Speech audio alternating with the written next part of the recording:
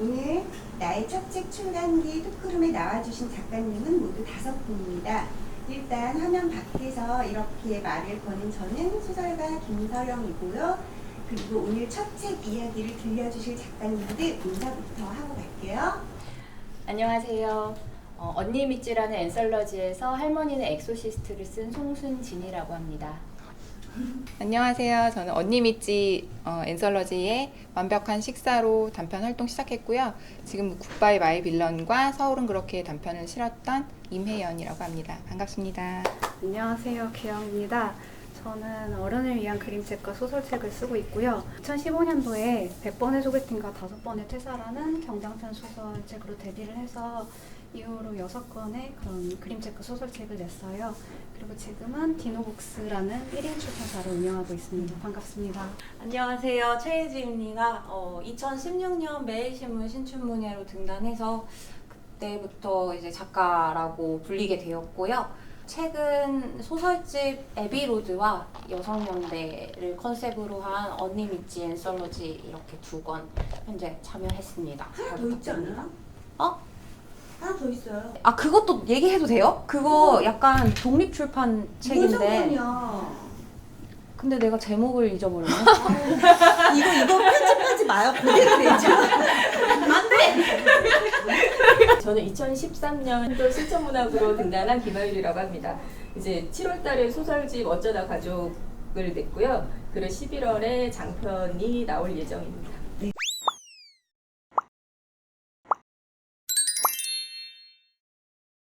어렸을 때부터 그냥 작가로 살고 싶다, 그러니까 소설가가 되겠다라고 하는 게 꿈이었고, 그러다가 보니까 이제 문천과에 들어가게 됐고, 그 이후로 뭐 강사 생활을 한 적은 있지만 그냥 막연히 계속 작가가 되고 싶다라고 해서 그 문청 생활을 거쳐서 등단을 하게 됐죠. 다른 걸 해볼 생각은 없었던 것 같아요. 저는 이게 처음 소설가가 되고 싶다고 생각한 거는 초등학교 5학년 때인데요.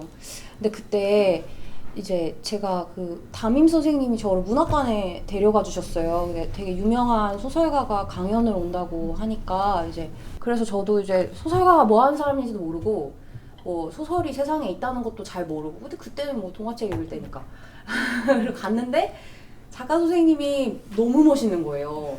진짜 누구셨어요? 누구신지. 신용숙 소설가 하셨는데 진짜 멋있었어요. 그래서 나도 작가가 돼야 되겠다 이렇게 생각을 했는 건데 그때는 사실 잘 그게 소설을 쓴 사람이 뭐 하는 사람인지도 모르고 그냥 멋있으니까 되겠다고 했던 거였고요. 진짜로 해야겠다고 생각을 했던 거는 고등학생 때인 것 같아요. 저 같은 경우에는 사실 소설가가 되겠다는 생각은 거의 하지 않은 채로 어른이 됐어요. 근데 한글을 굉장히 늦게 깨쳤어요. 7살 되어서야 겨우 뗐는데 빨리 했네요. 그런가요?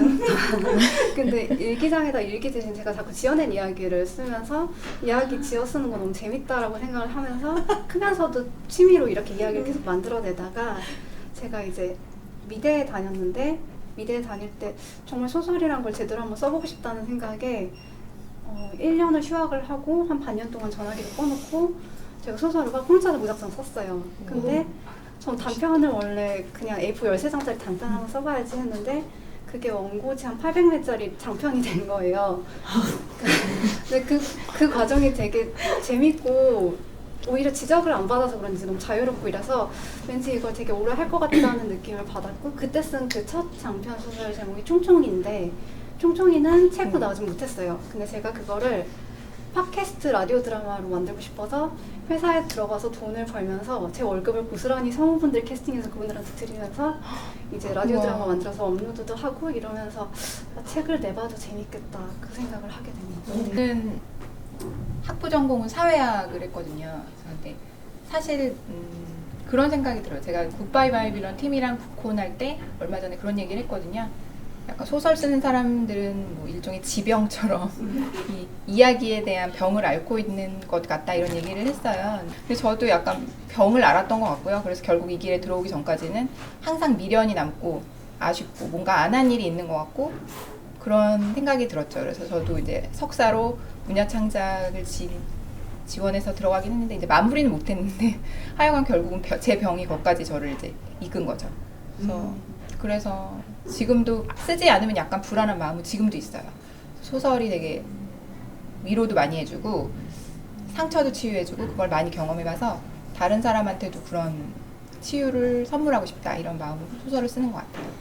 다른 분들이랑 저랑 너무 결이 달라서 저는 되게 순수하게 문화 소비자로 살다가 어느 날 갑자기 제안을 받아서 언니미치에 참여하게 되면서 이제 등단을 하게 된 케이스인데요.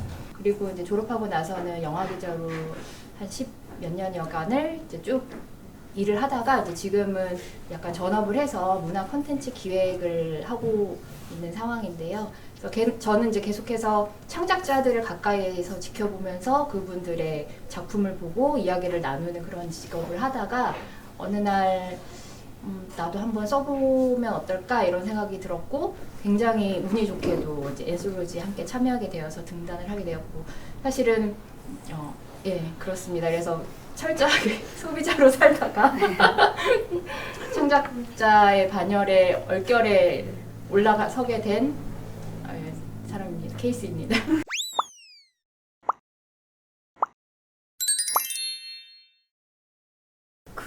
딱히 필수라고 생각을 하지는 않았던 것 같아요. 근데 아까도 말씀을 드렸다시피 제가 그냥 뭣도 모르고 멋있으니까 나도 해야겠다 이렇게 생각을 해서 장래 희망을 정한 거여서 저 때는 그냥 그렇게 해야지 작가가 되는 거라고 생각을 했어요. 그러니까 제가 알고 있는 길이 그거밖에 없었고 조금 마음을 정리하고 싶어갖고 도망치듯이 그 워킹홀리데이를 신청을 해가지고 호주를 갔어요. 근데 그 카지노를 갔거든요.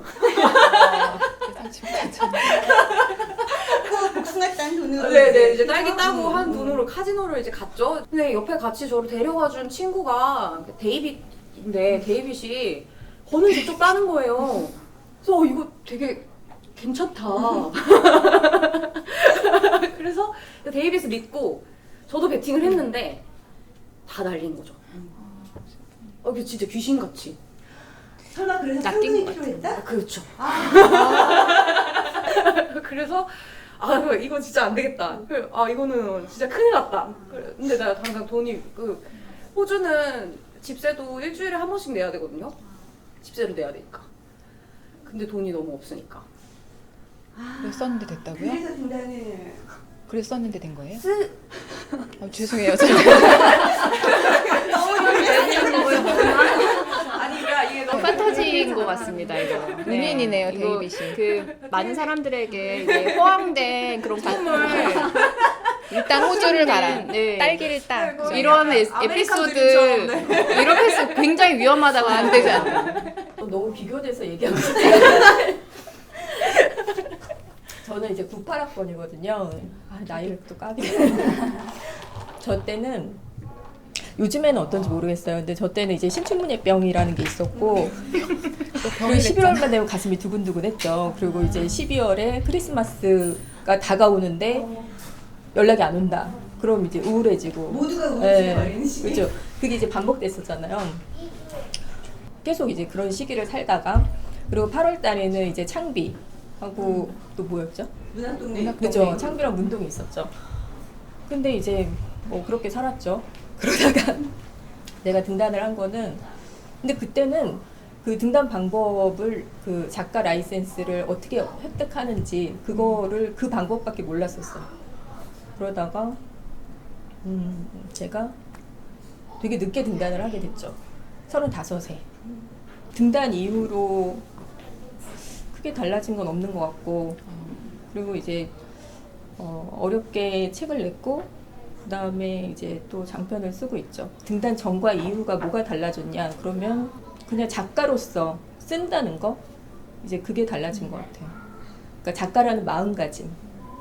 그전에는 이제 누가 알아줄까라는 이제 불안감으로 썼다면 지금은 이제 작가가 됐으니까 이게 언젠간 팔리겠지 이런 마음으로 쓰고 있습니다. 저 같은 경우에는 일단 등단을 하지 않았어요. 하지 않았고 사실은 등단이라는 게 제 문창과에 나오지 않았기 때문에 등단이라는 게 이렇게 중요한 건지를 첫 책을 내고 나서 알게 됐어요. 저는 사실 이제 미대 졸업하고 바로 회사에 들어가서 직장인으로서 첫 사회생활을 시작을 했기 때문에, 그리고 회사에서 제가 온라인 마케터로 일을 했는데 정말 일이 많고 야근이 많고 해서 그냥 그 짬짬이 계속 글을 썼었고, 그러다가 하루 종일 글만 쓰고 싶은 마음이 한번 생겨가지고 회사에서 몇 년 동안 모은 돈을 가지고 퇴사를 했어요. 그래서 이 정도면 좀 글만 써볼 수 있겠다 하고서는, 근데 그때 당시에도 제가 사실은 저는 코멘트를 해주시는 분이 없었기 때문에 정말 자유롭게 썼고, 그래서 이 경장편 소설을 퇴사하고 열흘 만에 완성을 했어요. 근데 이따가 말씀드릴 목표는 7년 가까이 걸렸어요.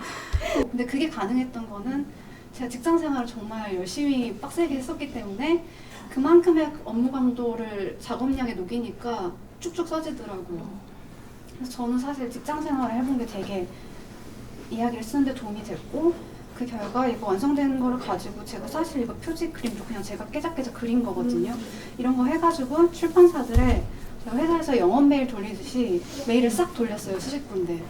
정말 운이 좋게, 지금은 그게 얼마나 운이 좋은 건지를 오히려 더 알고 있는데 5군데에서 회신이 왔어요. 그래서 5곳의 출판사랑 미팅을 해보고, 한 출판사의 편집자님께서, 그분도 소설을 쓰는 분이셔가지고 정말 제 글을 있는 그대로 좋아해 주시고 이해해 주셔가지고 그분이 계신 출판사랑 계약을 해서 첫 책이 이제 순조롭게 나왔는데, 이후에 제가 이제 처음으로 글 쓰시는 분들, 편집자님들하고 이제 술도 마시고 밥도 먹으면서 이렇게 일반적으로 책을 나오는 게 되게 드문 케이스고 굉장히 운이 좋다는 걸 천천히 더 알게 된 것 같아요.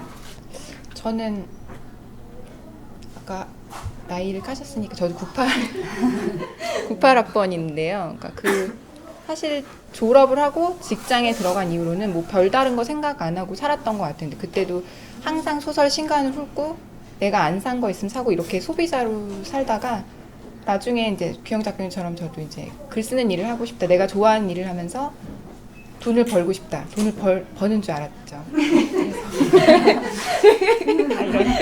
그래서 그러고 싶다 해서 막 그런 꿈을 가지고 퇴사를 하고 대학원에 진학을 해서 이제 쓰기 시작을 했는데, 제가 2006년에 결혼을 하고 2008년부터 해외에 나가 있었어요. 남편이 발령이 나서 제가 6년 반을 살다가 들어와서, 그때는 이제 아이가 어렸으니까 아이 키우는 거에도 전념하다가 다시 이제 정말 다시 하고 싶다는 생각이 들어서 다시 이제 뭔가를 시작하려고 했을 때는 너무 많이 바뀌어 있었어요. 되게 자유로운 책들과 언어도 그렇고 뭐 구조 그렇고 또 출간도 그랬고, 물론 독립출판이라는 것까지 알게 된 데는 되게 오랜 시간이 걸렸지만 많이 바뀌었던 것 같아요. 그때였다면 등단에 목을 맸겠지만 지금은 하루라도 빨리 뭔가 노력해서 보여줘야 된다는 생각이 더 강하게 드는 것 같아요.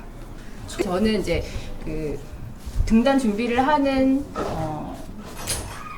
선후배 동료들, 동기들 되게 특별한 케이스라고 생각했어요. 그러니까 재능이 있고 마음가짐이 이미 되어 있는 사람들, 작가로 살아갈 수 있는 마음가짐이 지금부터 시작된 사람들이라고 생각했고, 저는 거기에 들어가지 않는다고 너무 강력하게 생각했기 때문에 대학 때는 이제 등단을 준비해봐야겠다, 어디에 이제 뭐 소설을 내봐야겠다 이런 생각을 아예 해보지 않았었고, 오히려 지금 이제 할머니네 엑소시스트를 쓰고 나서 주변에 아시는 분들한테 이제 보여줬더니 이게 되게 재밌으니까 어디 한번 이번에 내봐라, 어차피 뭐 연말에 뭐가 있으니 이제 한번 내봐라. 그래서 한 3번 정도를 냈다가 계속 떨어졌습니다. 그래서 이 길은 또 나의 길이 아닌가 보다, 이미 이제 그렇게 생각했고, 저도 이제 사실 그때 돈이 급해서 약간 상금이 있으면 좋지 않을까라는 생각을 하고 이제 투고를 했는데 아주 이제 뭐 처참히 깨져 부서졌고요. 말씀하셨지만 이제 등단에 대한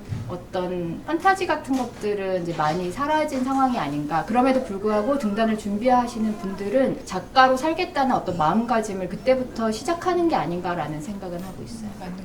그럼 이내영 작가님은 혹시 등단을 거치지 않고 다른 방식으로 데뷔를 한 것에 대해서 아쉬움이 있죠. 있어요? 여전히 그 로망이라고 해야 되나? 그러니까 근데 현실이 아니라고 아무리 들어도, 등단을 한다고 해서 막 물밀듯이 청탁이 이어지고 그런 게 아니라고 해도 나는 왠지 다르지 않을까? 나는 막 물밀듯이 막 아닐까? 제가 그렇게 데이빗을 믿었다가 그러니까. 아, 너무 예지 작가님 결론이 좋지 않나요? 그런 걸 치고는.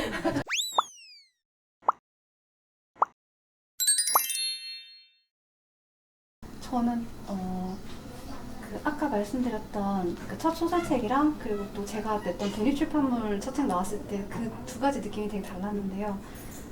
소설책 이제 기성출판사에서 나온 첫 소설책을 받았을 때는 제가 자취방이었어요. 자취방에서 우편 택배로 받았고 밤이어서 깜깜한데 제가 그 장면이 제 머릿속에 사진처럼 남아있는데 주황색 스탠드 조그만 것만 하나 켜놨는데 딱 되게 조심조심 상자를 개봉을 하고 꺼냈을 때 아, 내가 되게 보고 싶어 했던 게 이거구나. 정말 보고 싶었던 사람을 만난 것 같고 되게 반갑고 약간 울 것 같았는데 왠지 좀 머쓱해가지고 되게 참았고요. 그리고 그 다음에 제가 같은 해에 사실 저는 어떻게든 좀 책을 많이 내가보면 좋은 책도 그 중에 한두 개 나오지 않을까 해서 그 해에 바로 독립출판사도 이제 등록을 하고 디노북스를 만들었는데 디노북스에서 첫 책을 제가 만들고 이제 인쇄소에서 받았을 때는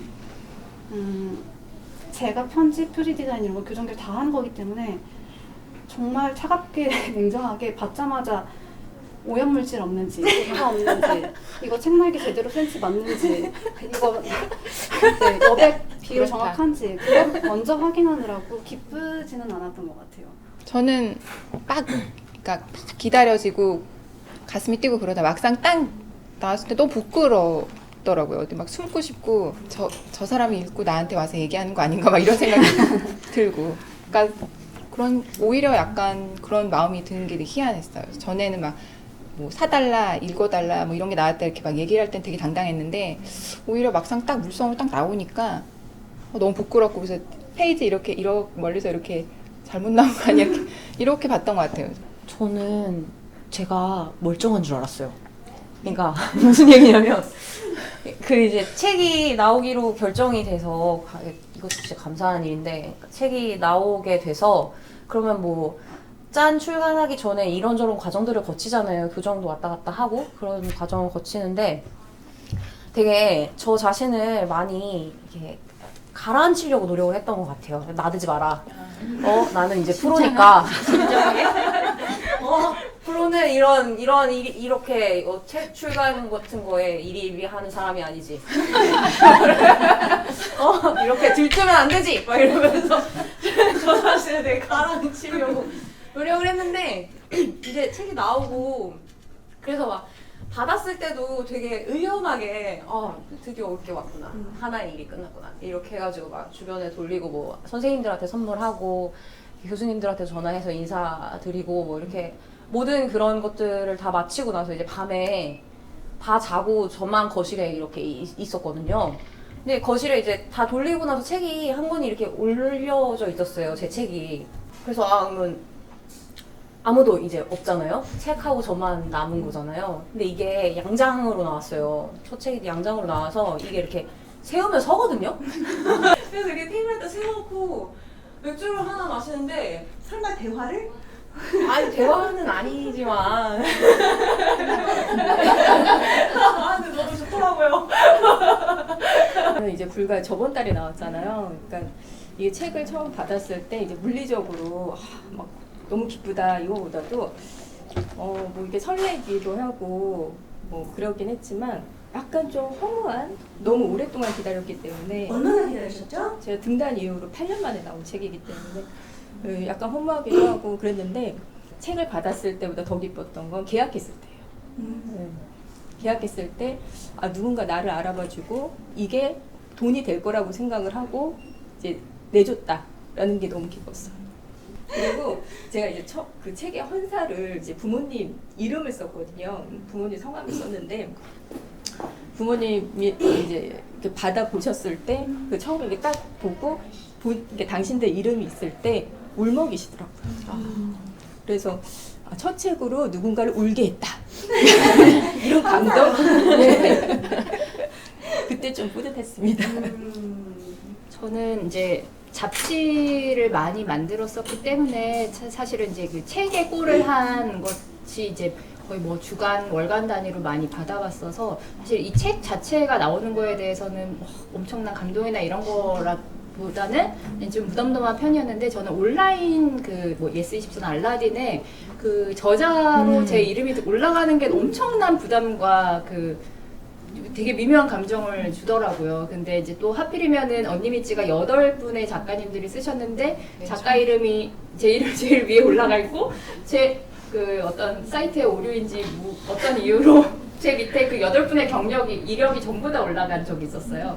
그 반짝한 순간에 아 내가 이런 사람이구나. 대학을 8개 대학과 8개 전공을 한 책을 뭐 수십 권을 낸 그런 그 리스트가 제 이름 밑으로 주르륵 달리는데 이게 오류라는 걸 알면서 굉장히 행복하고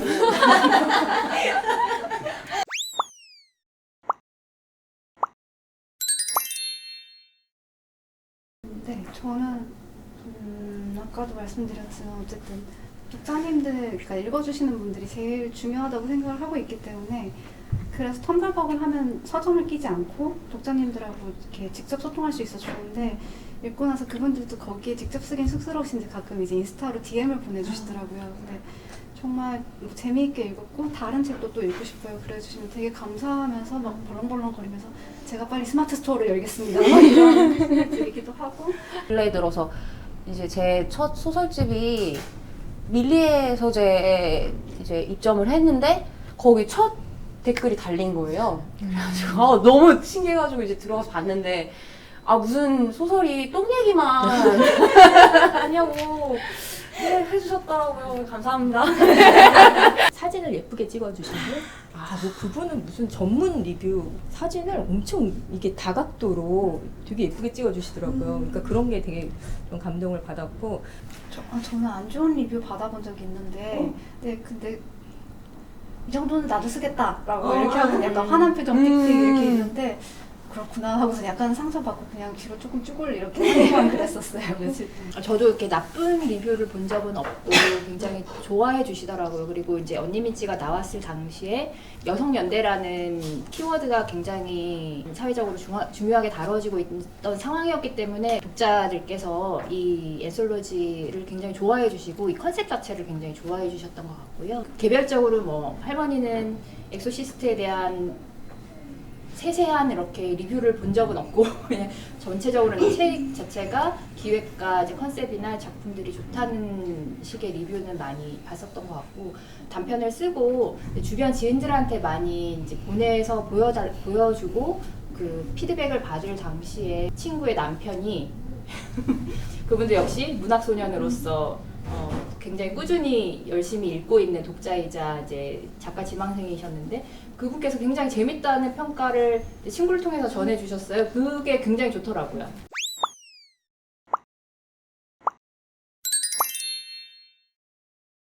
기영 작가님 같은 경우는 첫 책을 이렇게 투고로 인해 가지고 소설을 냈지만 그 이후로는 독립출판을 하셔갖고 모두 몇 권을 냈죠?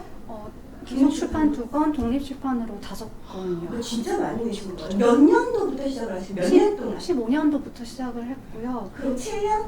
네네. 그래서 7년 독립출판으로 동안 낸 것 중에 하나가 또 기성출판으로 재출간이 됐었고 이번에 포레니나에서 나올 옥토도 올해 텀블벅에서 했다가 이제 10월에 포레니나 출판사에서 재출간이 될 예정입니다. 그죠? 그 옥토가 굉장히 텀블벅에서 인기가 높았어요. 몇 %에서 하셨죠? 800%. 근데 솔직하게 말씀드리면 목표 금액을 조금 제가 소박하게 잡은 것도 있어요. 왜냐면 저는 정말 잘 되시는 분은 몇천 % 달성도 하시는데 저는 그냥 일단은 해보자 했는데 생각보다 좀 퍼센테이지가 되게 높게 나와서 좀 심장이 그때도 벌렁벌렁하면서 이분들을 만족시켜드려야 될 텐데 하고 열심히 퇴고를 했었죠.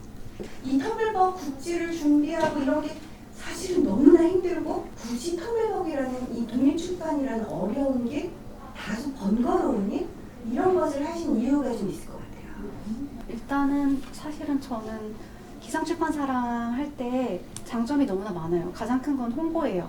제가 독립출판물로 냈을 때 제일 아쉬웠던 점도 홍보인데 제가 제 책을 자화자찬하는 게 너무 부끄러움으로 홍보에 굉장히 소극적으로 되고 또 전문가분들께서 해주시니까 제가 한 거랑은 클래스가 다르죠. 그렇지만 사실 저는 제가 미술 전공하고 그래서 그런지 표지부터 이렇게 인디자인 같은 거 공부해가면서 하는 게 너무 재미있었고 책이라는 물건을 좋아하니까 이걸 A to G를 한번 경험해보고 공부해보는 게 되게 좋다고 생각을 했었어요. 그리고 사실 또 출판사랑 계약을 하면 출판사에서 대기 중인 다른 책들이 많기 때문에 빨리빨리 못 나오고 최소 반년, 길면 1년을 대기를 해야 되는데 이런 점에서는 저는 사실 직장 생활이 정말 도움이 됐는데 회사에 다니다 보니까 이 업무에 대한 맷집이 생겨서 내가 더 많이 밤을 새서 하면은 책이 한 권이 좀 빨리 나올 수 있을 텐데 그리고 텀블벅이 어쨌든 새로운 플랫폼이기 때문에 좀 새로운 데서 소개를 해보고 싶다라고 해서 선택을 했었고요. 그리고 굿즈 만드는 것도 처음 해봤는데 되게 재밌어서 사실 오늘 드리려고 가져왔어요. 저 사실 아까부터 이거 보고 있었어요. 궁금했거든요, 뭔지. 또 감사합니다. 만드는 거 드렸던 것들이 네, 그때 그래서 말씀해주신 것처럼 그냥 제가 책의 내용에 맞는 굿즈들을 직접 만들어보는 것도 되게 재미있더라고요. 그래서 예를 들어서 그 책에 나온 인물들이 쓴 것 같은 편지 같은 걸 제가 그 인물에 빙의해서 써서 보내기도 하고 그리고 이게 꿈에 대한 소설이어서 책 읽으면서 뭐 마시기 좋은 잠 잘 오는 팁백 같은 거 이런 거 저는 좀 그렇게 기획하면서 보내는 게 재미있어서 책을 쓰는 거 외에도 좀 이런 기획이 재미있으신 분들은 정말 강추드리는 작업입니다. 그런 면에서 지금 혜연 작가님은 언니 밑지를 출간한 이후에 3년집을 내고 네. 그다음에 또 다른 앤솔러지를 네. 2권을 내셨어요. 그 과정에 대해서 궁금해하시는 분들도 많을 것 같아요. 일단 언니 밑지는 출판사에서 기획을 한 팀에 제안을 받은 건 굉장히 영광스러운 제안이었고요. 이걸 해서 한번 내보고 나니까 이제 제 책이 해보고 싶어졌죠. 그래서 그러고 나는데 이제 소설에 대한 열망을 꺾을 수 없죠. 이제 전 병에 걸려 있으니까. 그래서 이제 그 다음에 같이 쓸 팀들을 알아보니까 항상 있어요. 여전히 병 걸리신 분들이 많이 있거든요. 굉장히 많아요. 네. 그래서 한번 이거 물성을 경험하셔야지 이 병이 약간 2기로 넘어가는 그런. 그래서 그분들과 함께 작업을 했고 이 굿바이 마이 빌런 같은 경우는 한번 보여주세요. 팀으로 북콘도 했고요. 재밌는 경험이었어요. 굉장히 작은 독립서점에서 시에서 주최하는 프로그램에 이제 돼서 갔었는데 제가 유튜브 얘기를 썼는데 저한테 유튜브에 대한 그런 세계관 이런 걸 물으시는 분이 계셔. 이제 한번 놀랐어요. 너무 진지하게 그렇게 말씀하셔서 그랬고 이 책은 굿바이 마이 빌런에 같이 하신 분이 한 분 또 같이 하신 분이 계세요. 그래서 그렇게 제목이 좋고 이제 표지도 산뜻해서 이제 밀리의 서재에 입점된 이후로 되게 성적이 좋다고 들었습니다. 이제 독립서점은 컨셉이 있고 테마가 있는 서점이고 거기에 들어가서 이제 관심 있는 분들이 많이 오기 때문에 사랑을 받을 확률이 높고 좋긴 한데 입고나 정산이나 여러 가지 시스템에서 아직 좀 보완해야 될 문제가 좀 많은 것 같아요. 그래서 이제 택배로 보내고 저 같은 경우도 산문집을 여러분의 메일을 해서 한 곳에서 입점을 하겠다고 하셔서 가지고 갔는데 그러니까 POD 출판을 했기 때문에 제가 직접 사서 가지고 굳이 갔는데 자가용으로 갔는데 가는 중간에 저희 아들이 토했어요. 차에서 왜 뭐가 불편했는지 바지를 사서 입고 그러니까 아직 영원도 정산을 받지 못해 1원도 정산을 받지 못해 바지를 사서 입고 근처에 유명한 평양냉면집에 가서 5만 얼마나치를 먹고 기름값 먹고 하면은 되게 행복했던 하루였다 보죠. 그러니까 테마를 정해서 그 테마에 맞춰서 이제 여러 가지 작품 모으는 건데 가장 장점이라고 할 수 있는 문우가 있다는 게 저는 되게 옆에서 나를 쪼고 나를 비난하고 혹은 자랑하고 난 벌써 냈는데 막 이런 문우가 맞아요? 아니 그런 거 아닌 것 같은데.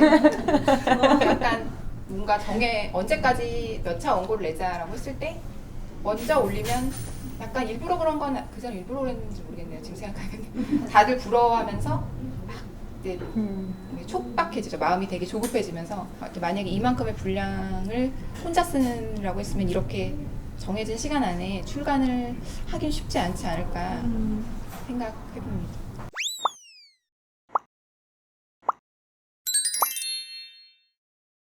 그 헬머닌 엑소시스트를 쓰고 그 다음에 이제 두 번째 단편을 연작으로 썼었어요. 동일한 주인공이 겪는 다른 장소에서 일어나는 이야기를 썼었는데 그 두 편을 제가 1년 사이에 쓰고 그 모든 창작의 에너지를 창작의 에너지가 고갈돼서 지금까지 쉬고 있는 상황인데요. 항상 이제 마음속에 짐으로 남아 있는 상황인데. 계약서도 쓰신 걸로 아는데. 네. 원래는 이제 그 할머니 엑소시스트의 주인공인 순영이를 주인공으로 한 단편을 한 7편 정도 모은 장편을 계약서를 썼습니다. 고발 안 당하셨나요? 출판사에서? 네, 제 앞에서 웃고 계신 거 보니까 아직 고발하실 생각은 없는 것 같아요.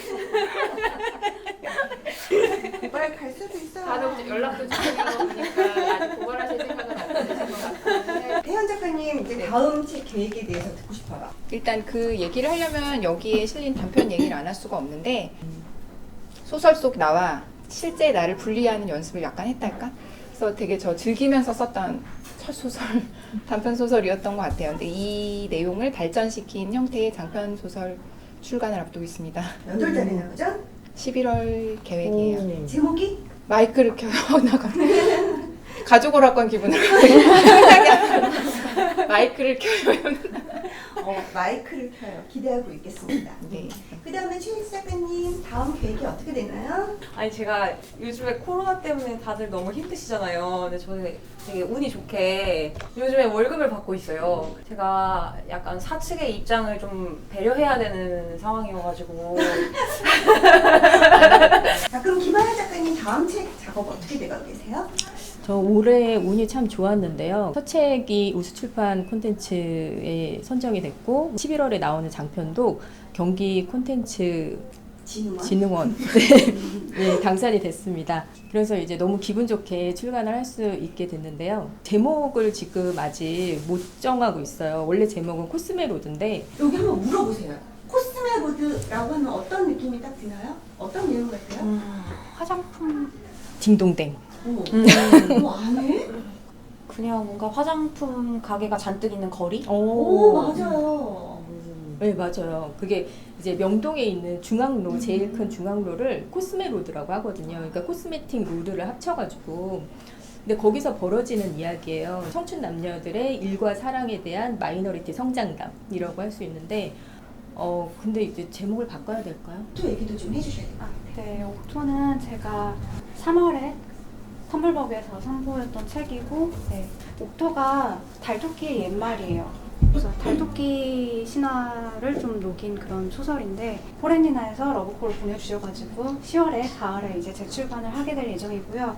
그리고 이 소설은 사실 제가 꿈을 많이 꾸고 예제몽을 좀 잘 꾸고 맞추는 편이에요. 그래서 꿈을 몇 번 팔아봤거든요. 근데 꿈을 판 수입이 쏠쏠해서 이걸 전업으로 하는 사람들이 있으면 재밌겠다라는 생각에 그렇게 꿈을 파는 사람들에 대한 이야기를 쓰기 시작했는데 사실 제가 아까 첫 소설 같은 경우에 굉장히 운이 좋게 뭐 열흘 만에 써서 바로 계약되고 이랬었는데 옥토는 첫 책을 내고 바로 이어서 쓰기 시작했는데 정말 안 써져서 지금까지 계속 퇴고를 한 거예요. 그래서 중간중간에 제가 너무 현타가 와서 다시 회사에 다니기도 했었고 그러다가 어쨌든 이거를 빨리 내는 게 주인공들한테 미안하지 않겠다라는 생각이 들어서 올해 그냥 선불법에 질러버렸고 다행히 또 제가 회사 다니면서 상세 페이지 같은 걸 많이 만들었어서 그 노하우를 다 녹여서 좀 좋은 결과가 있었고 또 이렇게 다시 재출간까지 계획을 하게 돼서 좀 지금 즐거운 상황이에요.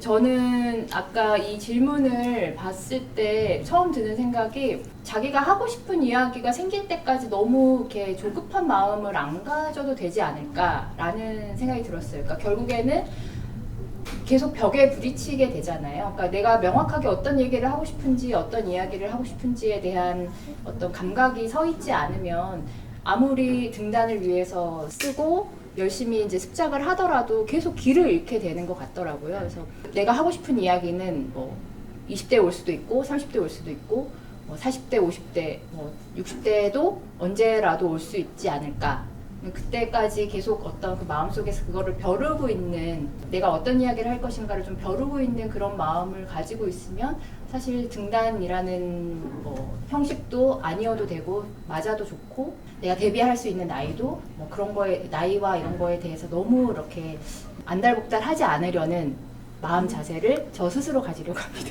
그래서 제 첫 장편이 언제 나올지 모르지만 저는 그렇게 조급하지 않다 이런 말씀을 드리고 싶습니다. 제가 최근에 보면서 그 선우정아라는 가수 있잖아요. 그분이 얘기하는 자기는 기술을 통해서 예술을 하는 사람이다 이런 얘기를 하더라고요. 근데 되게 많이 와닿았어요. 그러니까 내 마음을 가지고 비문을 쓰고 막 잘못된 표현을 쓰고 이상한 억지 이야기를 쓸 수가 없으니까, 그러니까 정말 많이 읽고 다른 사람의 것도 많이 읽고 또 쓰는 거. 그리고 저는 일단 매짐을 꼭 내야 된다 이 얘기를 꼭 덧붙이고 싶습니다.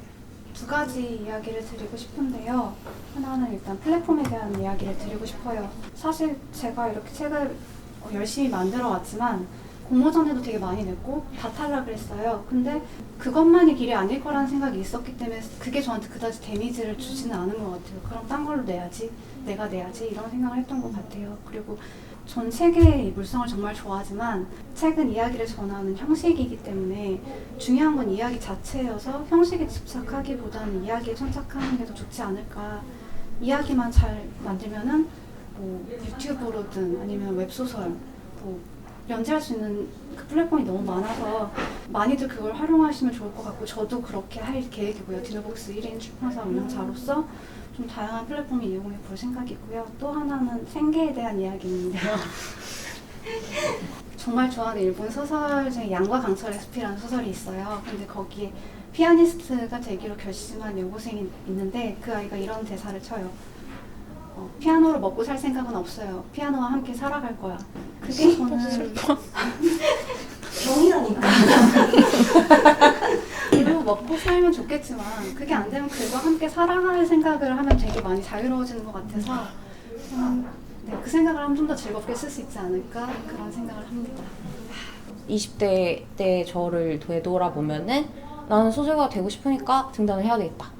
그리고 이제 그 이유에 대해서는 전혀 생각을 안 하고 있었던 거죠. 근데 그러지 말고 조금 더 길게 내가 이 작업을 통해서 하고 싶은 게 뭐고 이루고 싶은 게 뭔지를 한번 좀 긴 시야를 이렇게 가질 수 있는 시간을 갖는다면 더 좋겠다는 생각을 많이 했어요. 오늘 제가 막 여기서 털어놨던 얘기를 다 종합하면은 막 어렸을 때 되게 멋있는 작가를 만나가지고 소설가가 되겠다고 해서 막 헤매다가 저 해외 나가가지고 돈 다 잃어버리고 아 나 이제 어떡하지 해서 투고를 했는데 됐다. 기승전결이 있는 되게 이야기 같잖아요. 근데 인생이라는 건 그 뒤로도 계속 이어지는 거니까. 그래서 내가 작가, 글을 쓰는 사람으로 행복하려면 조금 멀리 보는 방법을 배워야 되겠다는 생각이 들었어요. 예, 저도 이제 두 가지 얘기를 드리고 싶은데요. 이제 첫 번째는 첫 책을 내기 전에 그 등단을 하고 그 이듬해 이제 계약을 했었어요. 어떤 출판사랑. 대표도 바뀌었고, 근데 그 대표분이 그러니까 문학을 하시는 분이 아니라 어떤 다른 잡을 갖고 있는 그냥 뭐랄까 그냥 사장님이었어요. 시간이 좀 지난 후에 어쨌든 계약이 돼 있으니까 이제 좀 단편이 모인 것 같으니까 출간을 해 주십사 이제 연락을 드렸더니 굉장히 그 자리에서 되게 모멸적인 이야기들을 좀 들었어요. 그러니까 약간 영혼의 뺨따기를 맞는 그런 모멸감? 뭐 이를테면 몇 권을 사겠냐 작가한테. 내가 이런 데서 굳이 해야 되나? 그래가지고 그냥 이제 손절을 했죠. 그 출판사랑. 내가 뭐 이렇게까지 하면서 내고 싶진 않다. 다른 출판사를 찾았어요.